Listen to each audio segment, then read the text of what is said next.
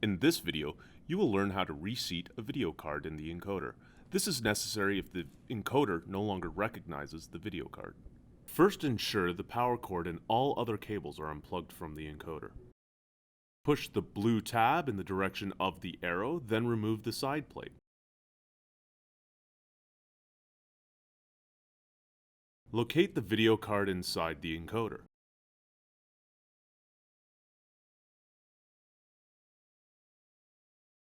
Pull gently on the video card to remove it.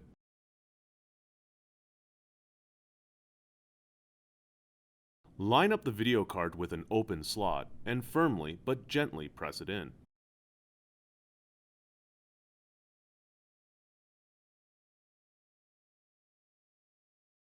Secure the side panel back onto the encoder. Plug all cables and power cord back into the unit.